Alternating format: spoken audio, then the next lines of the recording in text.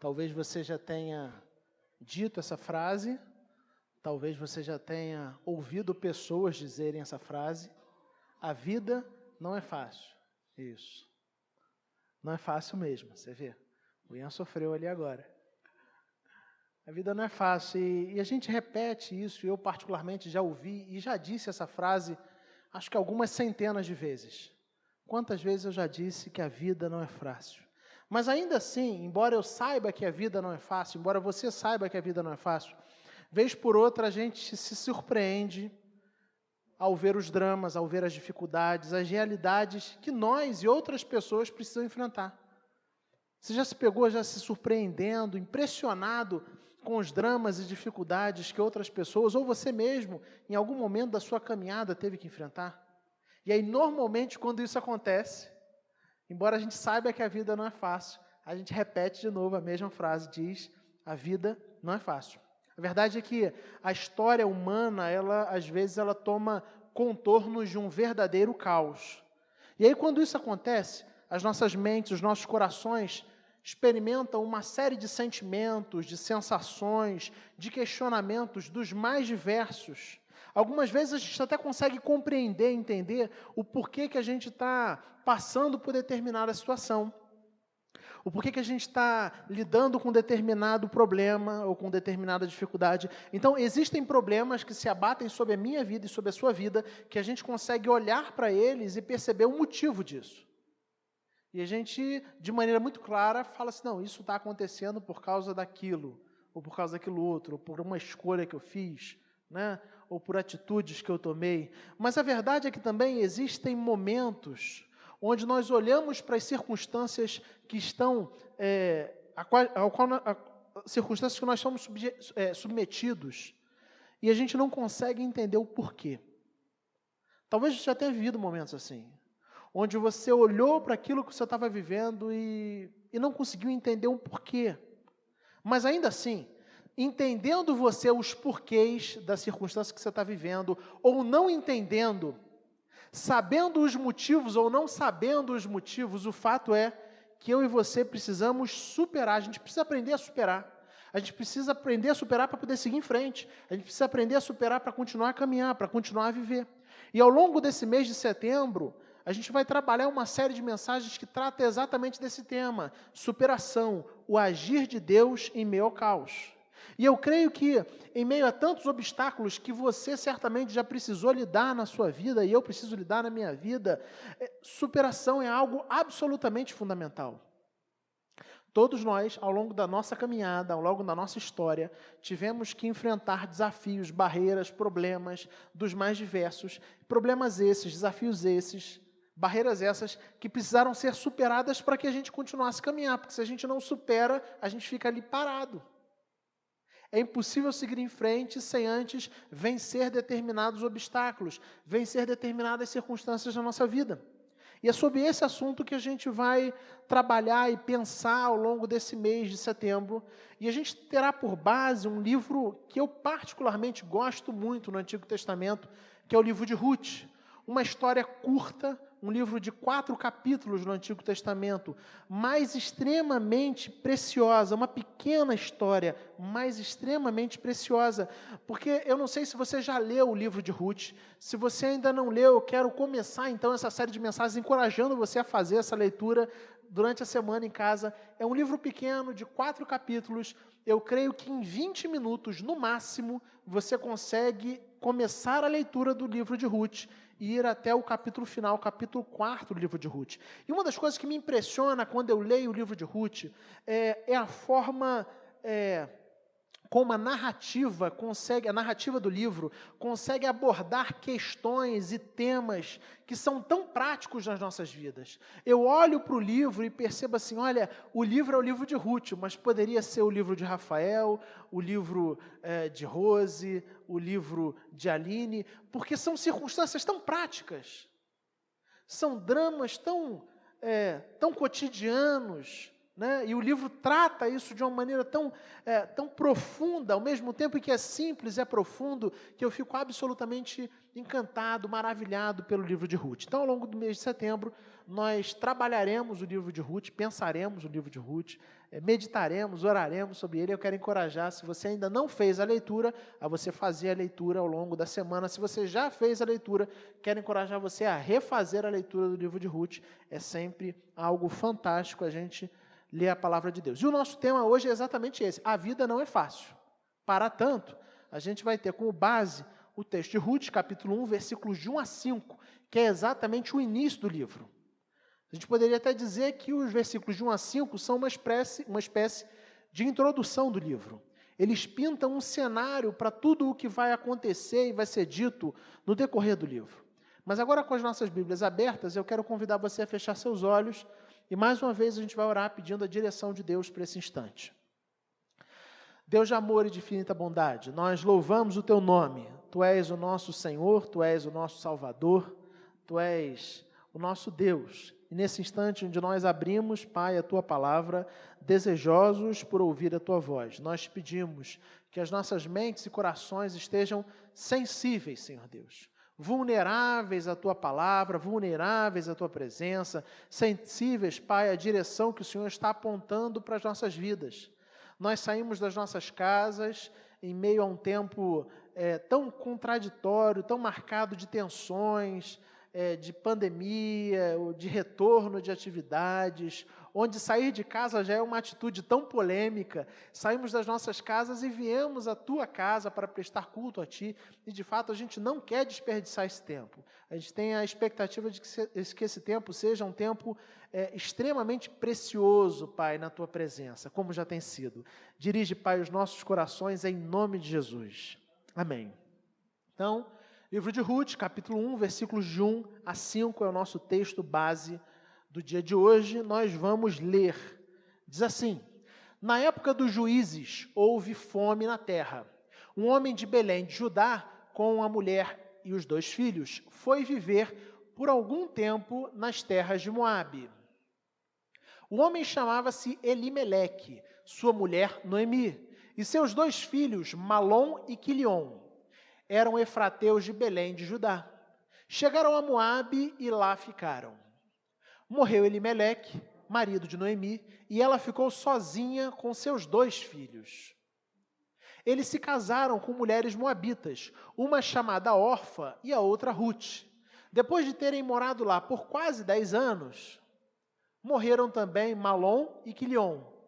E Noemi ficou sozinha, sem os 2 filhos, sem os 2 filhos e o seu marido.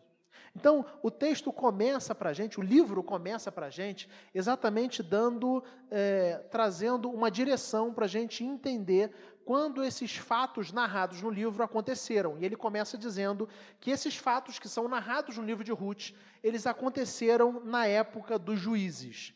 E ao fazer isso, ele está se remetendo diretamente ao livro anterior. A gente sabe que na nossa Bíblia, o livro anterior ao livro de Ruth é o livro de Juízes. E ao fazer esse destaque, o autor, o escritor do texto sagrado, ele estabelece uma relação com o livro anterior.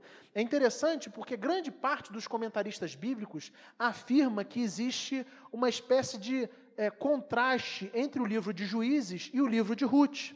Enquanto o livro de Juízes vai falar sobre guerras, sobre contendas no meio do povo, sobre apostasia e sobre juízo, o livro de Ruth fala sobre amor, fala sobre amizade, fala sobre fidelidade e fala sobre graça. Percebem como são livros aparentemente diferentes, que trazem em si um contraste? O livro de Juízes fala sobre a história de um povo. O livro de Ruth fala sobre a história de uma família. E a gente poderia até ser mais específico, de uma mulher.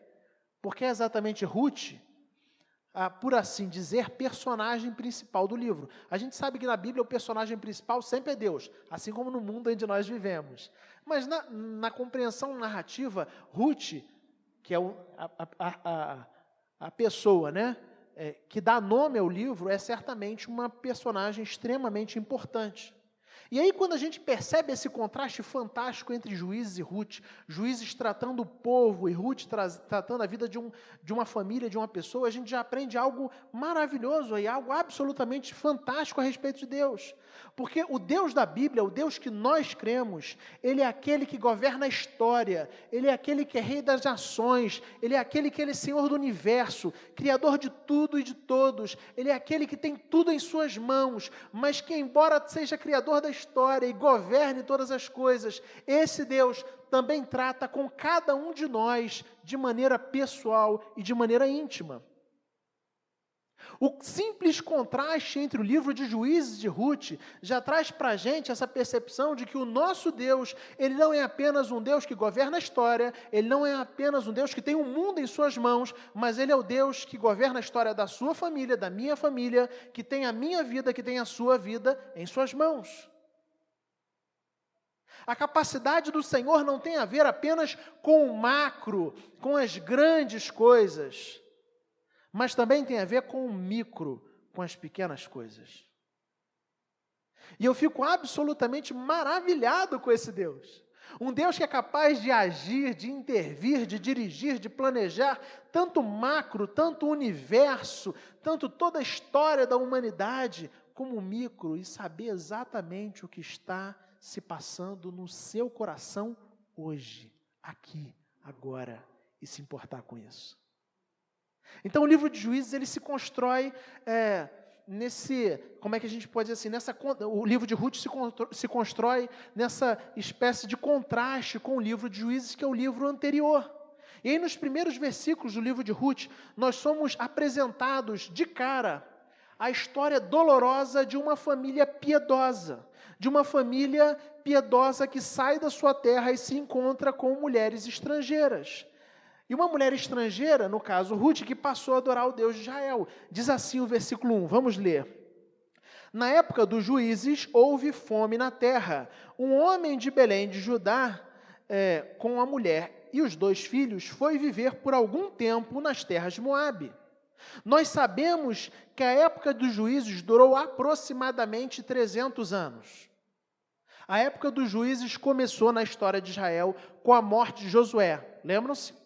Então, o livro de Josué, no Antigo Testamento, narra a tomada da terra prometida. E quando Josué morre, inicia-se a época dos juízes. E quando a época dos juízes termina? Quando ela chega ao fim?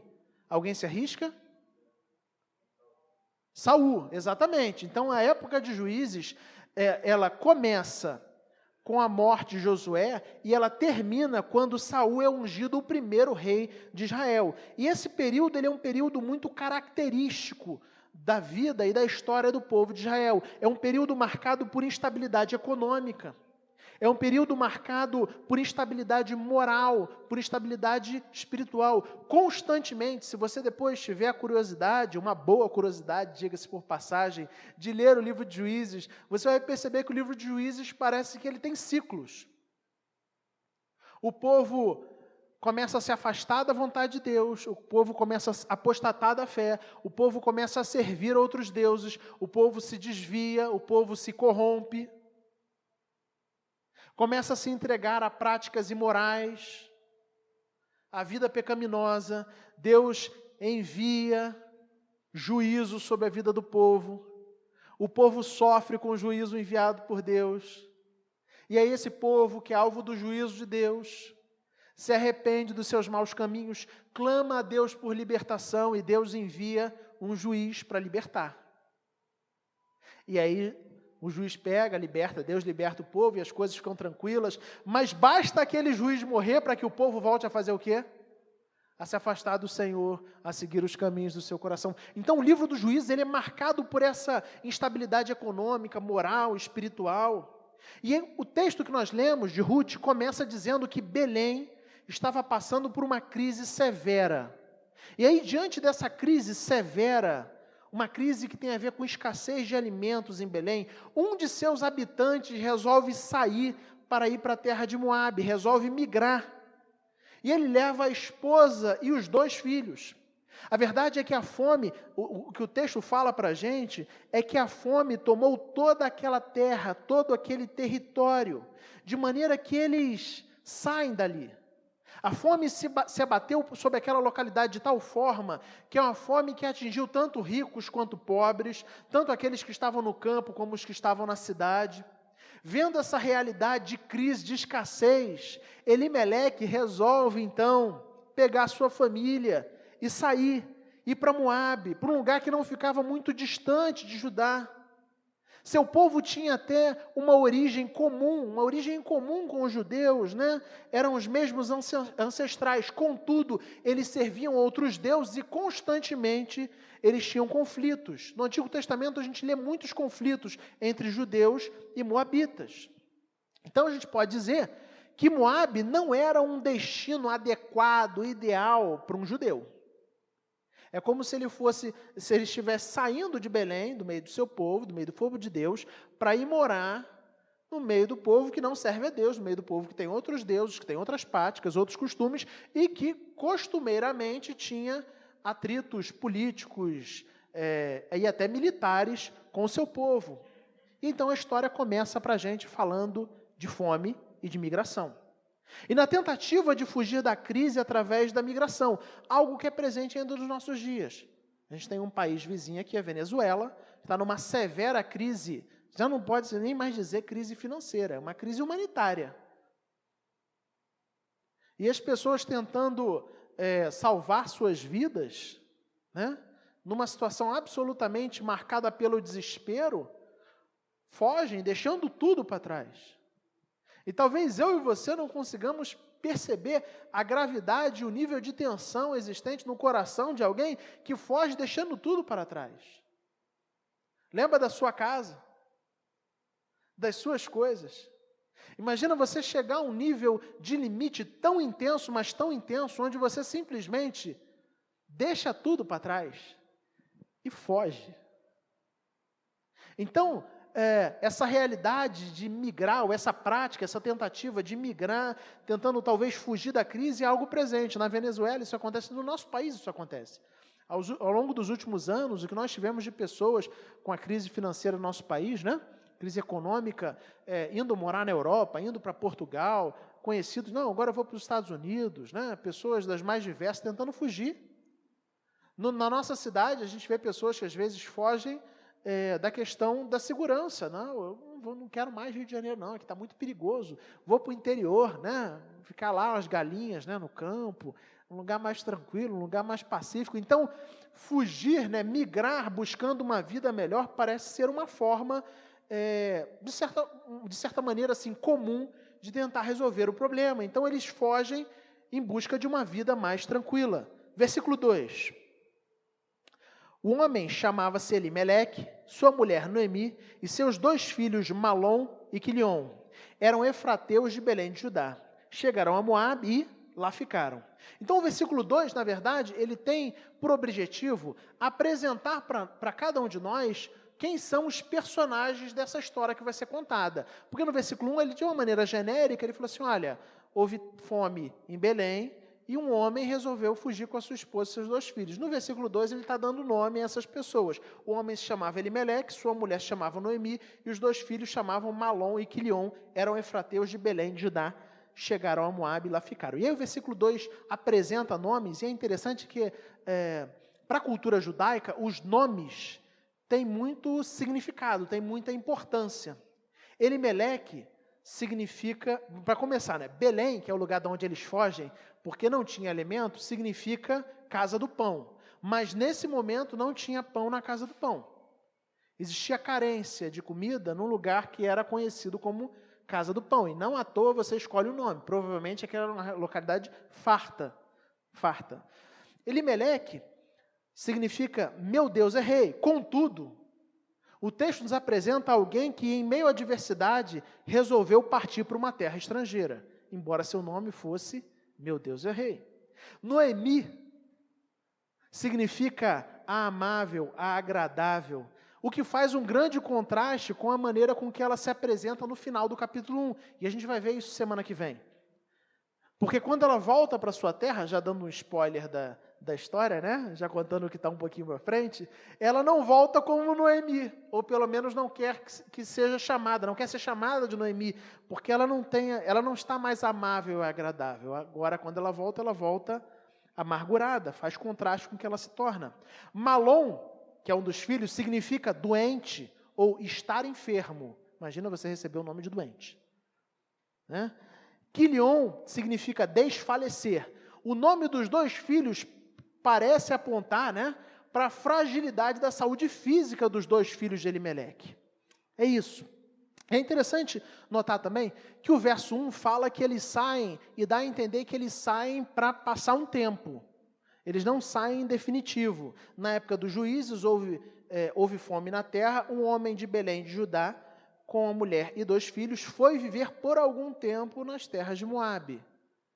Na Almeida não fala por algum tempo, mas o original fala mesmo, essa ideia de uma residência temporária. Você vai por algum tempo para resolver um problema e depois você volta. Mas na continuação do capítulo 1, a gente percebeu que esse planejamento, que inicialmente parecia ter a ver com ir morar provisoriamente num lugar, ele se tornou um planejamento de longo prazo, porque eles passaram ali 10 anos.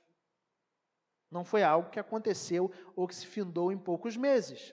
A partir de então, a família de Elimeleque vai intensificando essa realidade da dor e do drama até se tornar um verdadeiro caos. Vamos dar uma olhada no versículo 3, onde a gente lê assim. Morreu Elimeleque, marido de Noemi, e ela ficou sozinha com seus 2 filhos. Então eles saem da sua terra natal, buscando fugir da fome, se assim a gente pode dizer. Pensando que em Moabe eles teriam uma vida farta, uma vida tranquila. Conseguiriam superar os obstáculos e desafios que tinham diante de si. Mas agora, em terra estrangeira, Noemi perde o seu marido. Ela se vê sozinha com seus 2 filhos. A gente não sabe quantos anos os rapazes tinham, mas o fato de, inicialmente, eles não serem apresentados como homens casados, né, esse fato pode nos levar a presumir, e não seria nenhum absurdo a gente presumir, que eram pessoas ou moços extremamente jovens, porque a cultura era uma cultura de casamento cedo, e eles só se casam depois do pai já morto. Então, quando ela perde o marido, ela fica sozinha com 2 filhos que a gente poderia até dizer, possivelmente adolescentes, dependentes de sua mãe, em terra estrangeira, vivendo sozinha, sem o seu marido, com 2 filhos dependentes de você. Esse era o drama de Noemi. E o texto poderia parar por aí. Já seria drama suficiente. Como mãe, ter que lidar e educar e cuidar 2 filhos sozinha, sem o suporte, a ajuda de um marido e de um pai, é profundamente desafiador. Mas o texto não para por aí.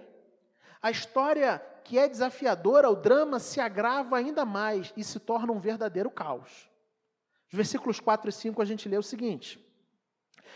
Eles se casaram com mulheres moabitas, uma chamada Orfa e outra Ruth. Depois de terem morado lá por quase 10 anos, morreram também Malom e Quilion.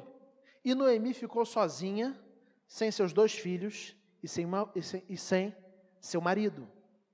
Então, os filhos de Noemi se casam. E a história aqui poderia ter dado, né, como a gente poderia se dizer, usando o popular, poderia ter dado um refresco para Noemi. Noemi já veio fugida da sua terra, Noemi já estava viúva, já tinha passado dificuldade para acabar de criar os seus filhos, e agora esses rapazes casam, e a gente poderia dizer, não, agora a história de Noemi vai ficar mais tranquila, ela vai ter os seus dias finais, uma história mais tranquila, né? Ir levando, caminhando, agora as coisas se resolvem, mas não é isso que acontece. No texto, depois de se casar, né, acontece exatamente o contrário, porque eles vêm a falecer. A família que já estava numa situação difícil, agora ela se vê na situação mais difícil que ela poderia estar. Afinal de contas, eram 3 viúvas, uma já idosa e 2 mais novas, 2 jovens, todo mundo sem filhos, 3 mulheres vivendo junto. Na antiguidade, a situação da mulher, ela era muito condicionada e totalmente dependente da situação do homem. o que quer dizer que a segurança, o sustento de uma mulher solteira, por exemplo, dependia do seu pai. Então, uma mulher que não tinha casado ainda, a segurança e o sustento dela estava atrelado ao fato dela estar na casa do pai. Uma mulher que casava, sua segurança e seu sustento estava atrelado ao seu marido. De forma que uma mulher que estivesse viúva estava vulnerável, profundamente vulnerável. Se não houvesse um homem para tomar conta dela e ela não tivesse recursos próprios, por exemplo, geralmente ela acabava numa situação desonrosa. Se ela fosse viúva e idosa, o que faria se tornar muito difícil dela casar, a possibilidade dela casar de novo, sem ter filhos para sustentá-la, o que provavelmente aconteceria com ela era ela caminhar para a prostituição, como um meio para poder sobreviver. Essa era a situação dramática em que Noemi se encontrava no versículo 5. A morte do seu marido, a morte dos seus filhos, e agora ela se vê já avançada em idade, sozinha, com as suas duas noras ainda são de outro povo, com outra cultura, com outras características, sem netos, sem filhos, com duas noras viúvas e moabitas. Uma situação absolutamente insustentável. É como eu disse no início, a vida não é fácil. E eu creio que realmente a vida não foi fácil para Noemi. Vocês acham que a vida foi fácil para Noemi? Me parece que não. Quando eu leio o livro de Ruth, eu percebo que Noemi foi alguém que teve uma vida extremamente difícil. Fome, migração, doença, morte, viuvez, perda dos filhos, amargura. As tragédias se abateram sobre a vida de Noemi como se fosse uma avalanche, sobre essa família, como se fosse uma avalanche, uma atrás da outra. Eles não tiveram aviso prévio, eles não tiveram tempo de se preparar. As circunstâncias simplesmente aconteceram com eles. A vida não é fácil. E o fato é que, se a gente olhar para as nossas vidas, a gente vai perceber que é assim que acontece com a gente também. As situações caóticas, as tragédias, os problemas, as crises, elas não avisam quando vão chegar. Elas simplesmente chegam. E a gente é obrigado forçosamente a lidar com aquilo. Foi o que aconteceu com Noemi. Quando sai da sua terra, Noemi não pensava certamente, eu vou lá para Moabe, e lá eu vou perder o meu marido, lá eu vou perder meus filhos de maneira prematura, lá eu vou ficar sozinha, idosa. Não era isso que tinha na cabeça dela. Ela sai da terra dela com o coração cheio de sonhos, com o coração cheio de projetos, esperando, tendo a expectativa de que viriam dias melhores, dias mais tranquilos, mas tragédia atrás de tragédia começa a se abater sobre a vida dela, uma avalanche passa sobre a vida e sobre a história da família dela, e ela chega ao versículo 5. A gente está só no versículo 5, gente, do livro. Ela chega ao versículo 5 do livro, sem marido, sem os filhos, sem o neto, viúva, sem dinheiro, em terra estrangeira, com duas noras, absolutamente sozinha. Mas embora ela tenha sido pega sem aviso prévio, sem se preparar, a gente vai ver ao longo da história do livro, e hoje é uma mensagem introdutória, que a graça de Deus, e pela graça de Deus, eles foram guiados através da tempestade até as águas tranquilas. E por que eu estou dizendo isso? Porque talvez olhando para o momento em que você vive agora, você só consiga perceber as tragédias que se abatem como um avalanche sobre a sua vida, umas tragédias que vêm sucessivamente sobre a sua história, em sequência, e é pancada atrás de pancada. Sabe quando você está no mar, naquele dia onde o mar está bem mexido, mesmo, bem batido, e aí você toma um caixote de uma onda, e você tenta se recuperar, e você levanta, e quando você consegue colocar o rosto para fora, a cabeça para fora da água, vem outra, e você roda de novo, e aí você acha que você vai se levantar, e você bota para fora de novo, tentando lutar para sobreviver, e vem outra de outro lado, e areia, arranhão. Essa é a situação de Noemi. E no meio do desespero é muito difícil a gente ter a perspectiva, a compreensão, a ideia de que as coisas podem ser diferentes. Mas aguarde, Deus guiou Noemi através da tempestade até as águas tranquilas. E eu quero então destacar 3 aplicações práticas, só para a gente começar a pensar no livro de Ruth. A primeira aplicação prática para os nossos dias, que a gente já aprende nesses versículos iniciais de Ruth, é: quando a crise chega, nem sempre fugir é a melhor atitude. Grava isso na sua cabeça. Quando a crise chega, nem sempre fugir é a melhor atitude. A gente tem no nosso coração a ideia de que a gente fugindo, a gente resolve os problemas. A verdade é que Elimeleque fugiu para salvar a vida ao invés de esperar em Deus. E a gente precisa aprender a encontrar socorro e perseverar esperando o socorro de Deus. E por que eu estou dizendo isso? Porque nós somos uma geração que parece que desaprendeu a enfrentar crises. Nós somos uma sociedade que desaprendeu a lidar com as dificuldades. E aí, quando as crises se abatem sobre a nossa vida e sobre a nossa história, o que a gente faz é seguir o caminho de Elimeleque e fugir. Só que crises precisam ser enfrentadas. É evidente que existem circunstâncias extremas onde a fuga é uma opção, mas nem sempre a fuga é a melhor atitude. Nós vivemos num tempo onde as pessoas desaprenderam a enfrentar as crises, desaprenderam a enfrentar os problemas. Então a pessoa casa e tem uma dificuldade no casamento. Tem um problema no casamento. E o que ela faz? Ela não enfrenta a crise, ela foge.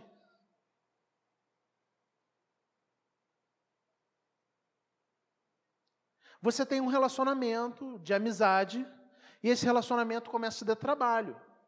E aí o que a gente faz? Ao invés de sentar como pessoas adultas, conversar, ajustar ponteiros de maneira construtiva, de maneira sábia, e resolver os problemas, não, a gente foge. Não, estou fugindo de fulano. A gente aprendeu a fugir, só que fugir não resolve problemas. Então, nem sempre quando a crise chega, fugir é a solução, nem sempre fugir é a atitude. Porque a gente vai ter crise na nossa vida. Como eu falei no início, a vida não é fácil. Eu não desejo crises a você, mas eu sei que a nossa vida é marcada por crises. Vão existir dias de doenças difíceis, existir dificuldades e desafios na família, problemas na igreja, problemas no trabalho, na sua vida profissional, nos seus estudos. E a pergunta que você precisa se fazer é: eu sou daqueles que ficam ou daqueles que fogem? Nem sempre fugir é a melhor alternativa. A gente tem que aprender a perseverar, confiando realmente que Deus vai transformar a história, de que Deus vai transformar a nossa história, Deus vai transformar a nossa família, de que Deus vai resolver as coisas. Elimeleque foge. E o problema é que muitas vezes, no nosso tempo, as pessoas têm fugido. Elas começam a esquentar a cabeça. E no nosso tempo, eu acho que isso está tão forte. A gente é tão intolerante a esquentar a cabeça, a ser cobrado, a ter qualquer tipo de dificuldade, a de ter qualquer tipo de obstáculo. A gente é tão intolerante a isso, que ao menor sinal de obstáculo, a gente dá um passo atrás e fala assim: vou ficar na minha e deixa isso para lá. E foge, se não presencialmente, assim, fisicamente, emocionalmente, tá? Fugir nem sempre é a melhor atitude. Fugir nem sempre é a melhor atitude. Aprenda a enfrentar os seus problemas. Aprenda a perseverar. Existem problemas que eu e você não conseguiremos resolver. Aprenda a perseverar, crendo que Deus cuida da sua vida, crendo que Deus cuida da sua história, crendo que Deus cuida, amém, do seu casamento, da sua família. Acredite nisso. Em frente. Persevere, confiando em Deus. Não fuja, continue, insista. Num tempo onde a maioria das pessoas, onde seguir a correnteza é fugir, eu quero encorajar você a nadar contra a correnteza e a ficar, crendo que de Deus vem o socorro. Mas o segundo aspecto prático, a segunda aplicação prática que eu gostaria de destacar para a gente refletir nessa noite é: mesmo os nossos melhores planos serão frustrados quando eles não forem à vontade de Deus. Sabe aqueles planos maravilhosos que você tem? Aqueles planos fantásticos que você tem no seu coração? Aquelas alternativas e saídas assim mirabolantes para resolver as questões da sua vida? Entenda uma coisa, mesmo os seus melhores planos, mesmo os meus melhores planos, se eles não têm a ver com a vontade de Deus, eles serão frustrados. Elimeleque fugiu em busca da vida, e o que ele achou? A morte. Elimeleque foge buscando prosperidade, e ele deixa a família onde? Na pobreza. Nossos melhores planos serão frustrados se não estiverem em conformidade com o plano de Deus. Entenda isso. Um dos terríveis problemas das pessoas do nosso tempo é que a gente estabelece planos fantásticos para as nossas vidas, ao invés de tentar entender aquilo que Deus está apontando para a nossa vida e para a nossa história. Seus planos podem ser ótimos, os meus planos podem ser ótimos, mas eles não serão absolutamente nada se eles não tiverem a ver com o querer de Deus para a nossa vida. Então, mesmo os nossos melhores planos serão frustrados se eles não forem da vontade de Deus, se eles não estiverem no mesmo caminho que Deus quer para a gente. Elimeleque saiu em busca da vida, fugiu em busca da vida, mas encontrou a morte. Ele tinha um plano fantástico.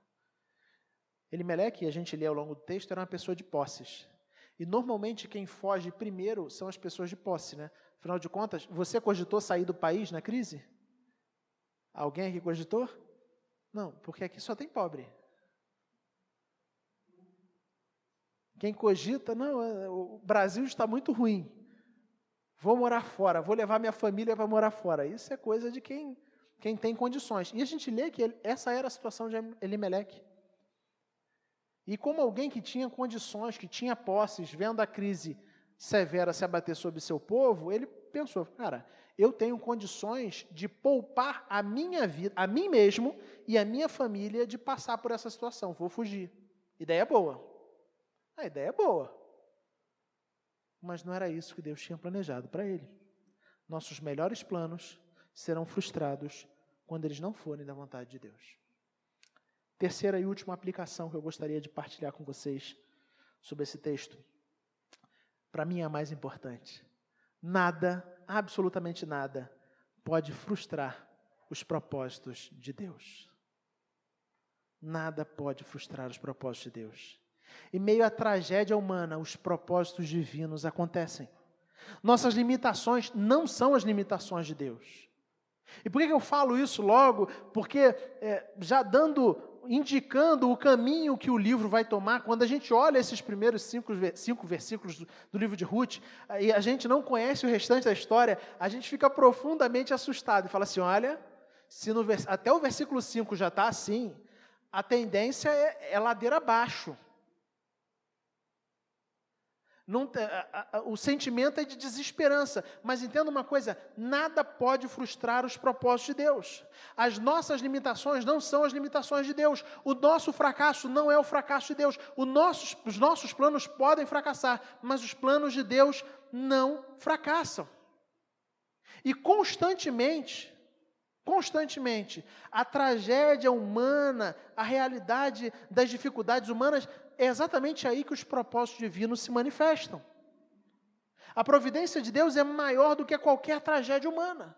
Olhando então para a sua vida agora, assim como olhando para a vida de Noemi nesse momento, você talvez esteja se sentindo completamente desesperançoso, porque essa era a forma de Noemi olhar para a vida dela e para a família dela no versículo 5 do capítulo 1 do texto de Ruth. Ela olha para a vida dela, ela olha para a história dela e fala assim, olha, não tem por que eu ter esperança. Não tem por que eu cultivar ânimo, não tem por que Não à toa ela pede para ser chamada mais à frente de amarga, porque ela olha para a vida dela e fala assim, olha, olhando para a minha vida, sinceramente, não tem motivo para eu esperar nada de bom. É só tragédia atrás de tragédia, pancada atrás de pancada.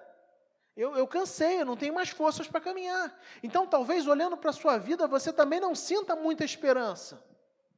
Talvez você sinta com alguém, assim como com Noemi, né, que vê tragédia atrás de tragédia se abatendo, notícia ruim atrás de notícia ruim, pancada atrás de pancada, e você fala assim, olha, eu estou cansado, eu estou cansada, porque eu não tenho mais força. A vida é muito difícil. A vida não é fácil. Contudo, lembre-se, nada pode frustrar os propósitos de Deus. Os planos de Deus são eternos e eles não podem ser frustrados. Então, se você olha para a sua vida hoje com desesperança por tudo que está acontecendo, pelo momento em que você está vivendo, e notem que às vezes esse momento pode ser um momento longo, porque o texto nos fala que Noemi ficou ali 10 anos. E em 10 anos, ela se afastou do seu povo, ela perdeu o marido, ela acabou de criar os filhos, ela casou os filhos, ela viu os filhos morrerem, ela não teve netos. Em 10 anos, não foi uma pequena fase difícil da vida dela, foram 10 anos. 10 anos de muita dificuldade. E talvez olhando para o atual momento da sua vida, você se sinta desesperançoso, mas entenda isso, nada pode frustrar os propósitos de Deus. Da mesma maneira como a história de Noemi toma uma outra direção, a sua história e a minha história podem tomar uma outra direção. Então, confie em Deus. Confie em Deus. Vamos recordando, quando a crise chega, nem sempre fugir é a melhor atitude. A gente tem que aprender a perseverar. A gente tem que aprender a enfrentar. Fugir nunca resolveu nada. Sair pela porta nunca resolveu nada. Mudar de igreja nunca resolveu nada. Aprenda a lidar com as crises. Segundo, nossos melhores planos serão frustrados se eles não estiverem de acordo com a vontade de Deus. Você pode ter planos fantásticos, maravilhosos, mirabolantes, mas se eles não estiverem de acordo com a vontade de Deus, esses planos não valem de nada. Terceiro, sua história pode estar num momento de desesperança. Uma verdadeira avalanche pode estar se abatendo sobre a sua vida. Mas se lembra disso, nada pode frustrar os propósitos de Deus. Deus tem a minha vida, tem a sua vida, Deus tem a história em suas mãos. E Ele pode transformar toda e qualquer situação. Vamos fechar os nossos olhos, vamos orar. Quero chamar o pessoal do conjunto de louvor à frente. Aproveite esse instante para colocar sua vida diante de Deus. A vida não é fácil, como nós conversamos hoje. A vida não é fácil. A vida de Noemi não foi nada fácil. Tragédia atrás de tragédia. Pancada atrás de pancada.